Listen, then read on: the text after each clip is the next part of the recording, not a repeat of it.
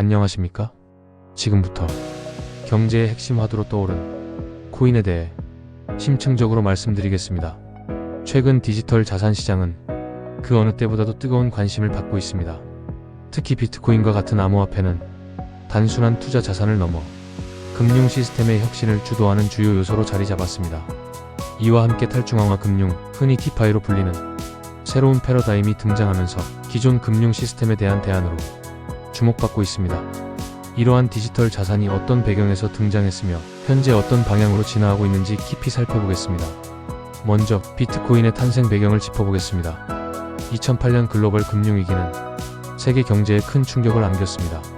당시 대형 금융기관들의 연쇄적인 부실로 인해 금융기관의 신뢰가 크게 흔들렸습니다.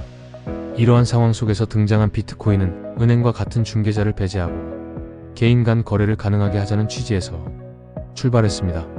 이를 가능하게 한 것은 바로 블록체인이라는 혁신적인 기술입니다. 이 기술은 거래 내역을 분산된 네트워크에 기록하여 누구나 투명하게 확인할 수 있도록 설계되었습니다. 비트코인은 처음 등장 당시 금융기관과 정부에 대한 신뢰가 바닥난 상황에서 개인들이 자율적으로 통제할 수 있는 대안화폐로 주목받았습니다. 창시자인 사토시 나카모토는 비트코인을 통해 기존 금융 시스템이 가진 문제점을 해결하고 개인이 거래와 자산을 직접 관리할 수 있는 새로운 경제 구조를 제시했습니다.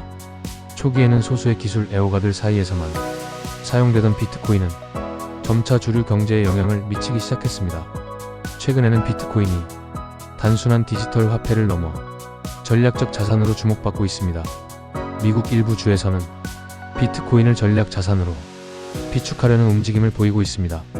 예를 들어 텍사스와 펜실베이니아와 같은 주에서는 비트코인을 보유하고 이를 활용한 경제 모델을 구축하려는 논의가 이루어지고 있습니다. 이러한 움직임은 미국의 디지털 화폐 시장에서도 주도권을 유지하려는 전략의 일환으로 해석됩니다.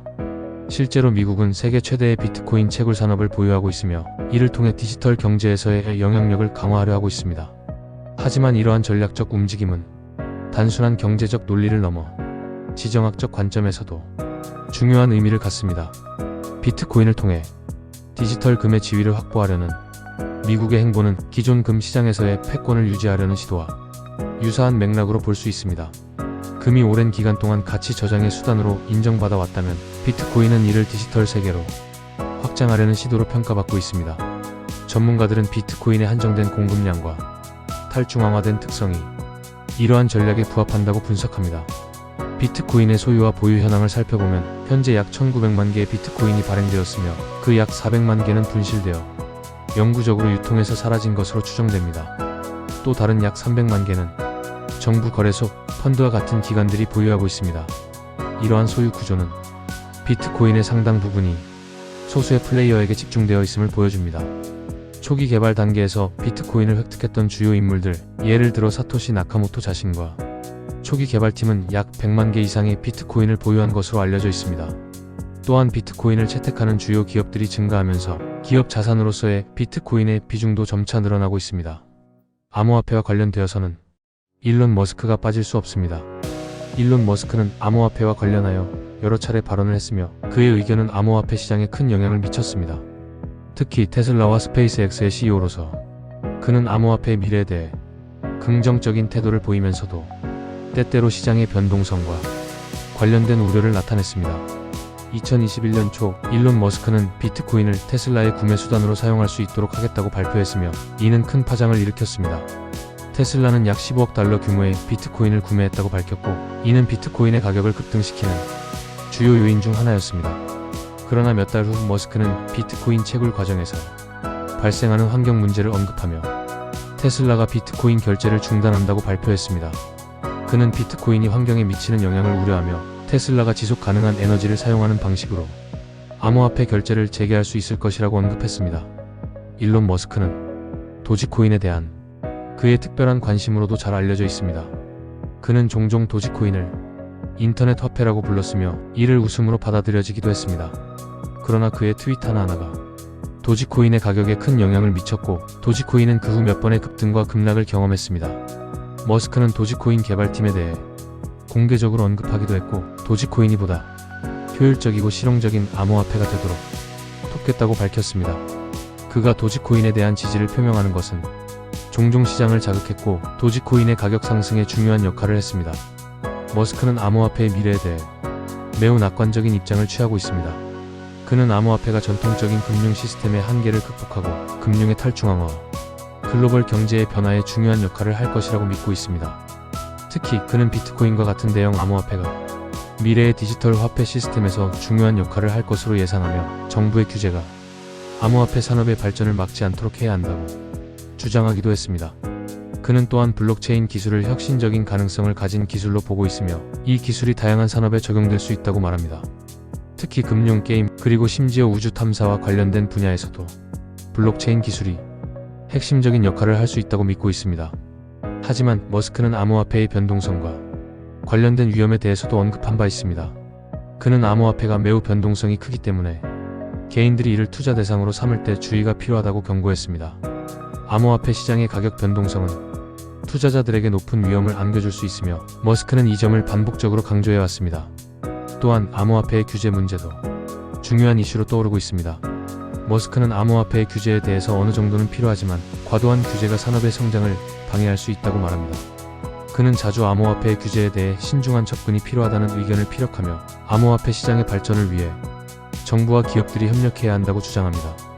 일론 머스크는 암호화폐의 미래와 관련하여 긍정적인 의견을 가지고 있지만 그가 언급한 변동성, 환경적 영향, 그리고 규제 문제를 해결해야 한다는 점도 명확히 하고 있습니다. 그의 발언은 암호화폐 시장에 강력한 영향을 미치며 시장을 예측할 수 없을 정도로 흔들리게 만들기도 했습니다. 그러나 그는 여전히 암호화폐가 혁신적인 기술로서 금융 시스템을 변화시킬 잠재력을 가지고 있다고 믿고 있으며 이에 대한 투자를 이어가고 있습니다. 한편 디지털 화폐는 진화를 거듭하며 다양한 형태로 발전하고 있습니다. 속도와 효율성을 대폭 강화한 리플이나 솔라나와 같은 코인들이 대표적 사례로 꼽힙니다. 이들은 국제 송금, 소액 결제, 디지털 자산화 등의 분야에서 실질적인 활용 사례를 제공하며 주목받고 있습니다. 예를 들어 리플은 기존 국제 송금 시스템의 복잡한 절차를 대체할 기술로 각광받고 있으며 솔라나는 초당 6만 건 이상의 거래를 처리할 수 있는 속도를 자랑하며 새로운 기술적 가능성을 열어가고 있습니다. 이와 함께 스테이블 코인의 등장은 디지털 화폐의 변동성을 줄이기 위한 중요한 시도로 평가받고 있습니다. 스테이블 코인은 달러와 같은 법정 화폐를 기반으로 발행되며 이를 통해 디지털 화폐의 안정성을 확보하려는 목적을 가지고 있습니다. 특히 미국에서는 이를 통해 글로벌 금융시장에서 달러의 패권을 유지하려는 움직임이 나타나고 있습니다. 현재까지 발행된 스테이블 코인의 대부분이 미국 달러를 기반으로 하고 있다는 점은 이를 뒷받침합니다. 디지털 화폐와 함께 주목받고 있는 또 다른 분야는 바로 중앙은행 디지털 화폐입니다. 각국 정부와 중앙은행은 디지털 화폐의 확산에 대응하고 새로운 금융 인프라를 구축하기 위해 CBDC를 도입하려는 움직임을 보이고 있습니다. CBDC는 기존 법정 화폐를 디지털 형태로 전환한 것으로 중앙은행이 직접 발행하고 관리합니다. 이러한 디지털 화폐는 국가 간 송금의 효율성을 높이고 금융 포용성을 강화하며 현금 사용 감소에 따른 편리성을 제공합니다. 예를 들어 중국은 디지털 위안화를 통해 CBDC 도입을 선도하고 있습니다. 현재 시범 운영 중인 디지털 위안화는 다양한 도시에서 실생활에 적용되고 있으며 이를 통해 중국은 디지털 경제에서의 주도권을 강화하려 하고 있습니다. 유럽 중앙은행 ECB도 디지털 유로화를 준비 중이며 이를 통해 유로존 내부의 금융 거래를 더욱 효율적으로 만들고자 합니다. 미국 역시 디지털 달러에 대한 논의를 본격화하며 CBDC 개발 가능성을 탐색하고 있습니다. CBDC는 기존의 암호화폐와는 달리 중앙 집중적인 관리 체계를 가지고 있어 금융 안정성과 규제 측면에서 더 높은 신뢰를 제공합니다. 그러나 이에 따른 프라이버시 침해와 같은 우려도 제기되고 있습니다. 중앙은행이 모든 거래를 추적할 수 있는 시스템은 개인정보 보호와 관련한 새로운 논쟁을 불러일으키고 있습니다. 또한 CBDC의 도입은 기존 금융기관에 큰 변화를 초래할 가능성이 있습니다. 중앙은행이 직접 디지털 화폐를 발행하고 관리할 경우 은행의 예금과 대출 시스템이 축소될 수 있으며 이는 금융기관의 역할 변화와 새로운 비즈니스 모델 개발을 요구할 것입니다. 이처럼 CBDC는 디지털 화폐와 기존 금융 시스템 간의 접점을 찾기 위한 중요한 실험으로 평가받고 있습니다. 각국은 자국의 경제적 특성과 기술적 역량에 따라 다양한 방식으로 CBDC를 설계하고 있으며 이를 통해 디지털 시대의 금융 환경을 새롭게 정의하려 하고 있습니다. 더욱이 양자 컴퓨터와 같은 첨단 기술의 발전은 암호화폐의 보안을 위협하는 중요한 요소로 부상하고 있습니다. 양자 컴퓨터는 기존의 암호화 기술을 무력화할 가능성을 가지고 있어 암호화폐 생태계에 새로운 도전 과제를 안겨주고 있습니다. 이로 인해 블록체인 기술 개발자들은 양자 저항 암호화 기술을 개발하며 미래의 위협에 대비하고 있습니다. 뿐만 아니라 디지털 화폐의 대중화를 위해서는 사용자 경험 개선이 필수적입니다. 많은 사람들이 여전히 암호화폐 사용을 복잡하고 어렵게 느끼고 있으며 이는 디지털 화폐의 대중적 수용을 저해하는 주요 요인으로 작용하고 있습니다. 따라서 사용자를 위한 직관적이고 간소화된 인터페이스, 더 빠르고 안정적인 거래 시스템, 그리고 신뢰를 기반으로 한 보안 기술이 필요합니다. 탈중앙화 금융의 확산은 또 다른 중요한 변화를 가져오고 있습니다. 기존 금융기관이 중개자로서의 역할을 줄이고 개인이 직접 금융 거래를 관리할 수 있는 새로운 생태계가 형성되고 있습니다. 이는 금융 시스템의 민주화를 촉진하는 동시에 전통적인 금융기관들에게는 큰 도전으로 작용하고 있습니다. 특히 대출, 투자, 보험 등 다양한 금융 상품이 디지털 플랫폼으로 이전되면서 금융기관은 새로운 경쟁 환경에 직면하고 있습니다. 그럼에도 불구하고 디지털 화폐는 아직 초기 단계에 있습니다. 이는 곧 새로운 기술과 아이디어가 지속적으로 도입될 여지가 많음을 의미합니다.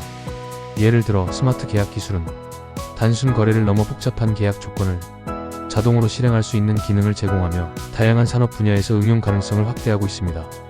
또한 NFT와 같은 디지털 자산화 기술은 예술, 스포츠, 게임 등 다양한 분야에서 혁신적인 변화를 일으키고 있습니다. 결론적으로 디지털 화폐는 기존 금융의 틀을 흔들며 새로운 가능성을 열어가고 있습니다. 그러나 그 가능성이 현실로 구현되기 위해서는 기술적 안정성과 신뢰를 확보하는 것이 무엇보다 중요합니다. 또한 각국의 규제와 법적 체계를 조율하는 글로벌 협력이 필수적일 것입니다. 이처럼 복잡하고도 흥미로운 디지털 경제의 변화는 앞으로도 지속적으로 주목받을 주제입니다. 고맙습니다.